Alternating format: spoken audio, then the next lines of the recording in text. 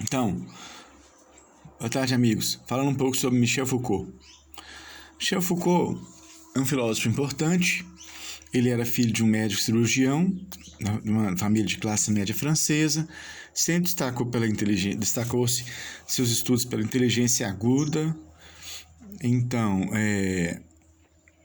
na maturidade, na juventude, ele estava no Partido Comunista Francês, ali depois da Segunda Guerra Mundial, que ele era muito novo para viver, não viveu a Segunda Guerra, e sim a libertação, aquele período de 45 em diante.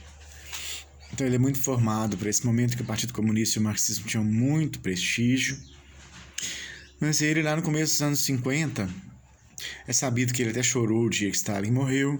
Ele estava no partido, mas ele era homossexual e isso era muito mal visto, inclusive dentro do partido. Então ele teve uma crise, tentou suicídio, ficou um tempo no hospital psiquiátrico, tomou eletrochoque, ali nos anos 50 era usual. Mas era algo muito ligado à punição, né, que se dava dentro do hospital.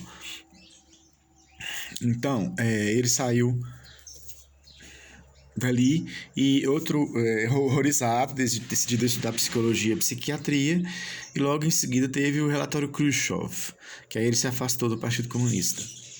Um relatório denunciando os crimes de Stalin, abalou muito ele e tal. Então ele passa a ter um diálogo com o marxismo, diálogo crítico, passa a ser um grande crítico do marxismo. Ele nunca abandona a esquerda, ou pelo menos nunca totalmente. Ele permanece um cara ainda mais à esquerda, com posições engajadas, assim, falando principalmente sobre encarceramento. Mas ele passa a ler Nietzsche, Freud, a psiquiatria. E ali no começo dos anos 60, ele se contrapõe muito ao humanismo que o Partido Comunista estava dizendo, cantando em altos brados, né? Cantando as loas ao humanismo. E ele escreve as palavras e as coisas, que é Les mots et les choses, que é um texto em que ele fala na morte do sujeito. Então é um texto antimarxista, né? Essa época aí ele foi duramente criticado pelos maoístas e acabou se aproximando deles. Então, por exemplo, naquela coletânea Microfísica do Poder, organizada pelo Roberto Machado, há debates dos maoístas sobre o Tribunal Popular, os jovens maoístas debatendo com ele. Ali a gente vê em outros artigos também dessa coletânea, que é a Microfísica do Poder, que ele se aproximou ali no final dos anos 60 desses jovens maoístas que estavam no jornal A Causa do Povo e tal. Posteriormente, junto com Sartre, ele fundou o jornal Libération, lá no começo dos anos 70. Então tornou-se uma figura da esquerda francesa não marxista, não aliada necessariamente com o vocabulário marxista, embora ele use o método marxista para contextualizar várias coisas. Então ele fez, um pouco antes do As Palavras e as Coisas, ele fez a História da Loucura, usando o método marxista de contextualizar as coisas historicamente. Ele não abandona totalmente o marxismo. Então, a História da Loucura foi na época criticada pelo Derrida. O Derrida disse que aquele recorte que o Foucault coloca, o Foucault associa muito o iluminismo ao momento que o louco é aprisionado, ao momento que surge com força o iluminismo. Que a loucura é realmente combatida, seria esse momento do iluminismo, a partir das luzes, da razão contra a loucura. O Derrida fez uma crítica em público, dizendo que não, esse recorte seria equivocado, que o que é definido como louco não é definido necessariamente naquele momento, não, em função da razão estar se universalizando. Foucault republicou a História da Loucura sem levar em conta essa crítica. As Palavras e as Coisas foi criticado pelos maoístas por ser um texto que pega a ideia de estrutura e dissolve o sujeito da história.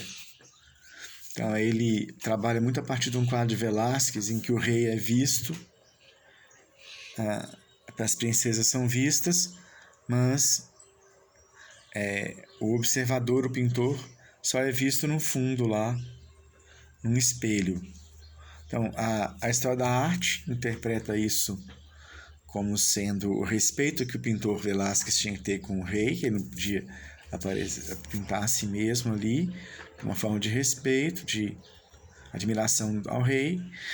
Mas o Foucault faz toda uma teoria da morte do sujeito, da elisão do sujeito a partir dessa pintura.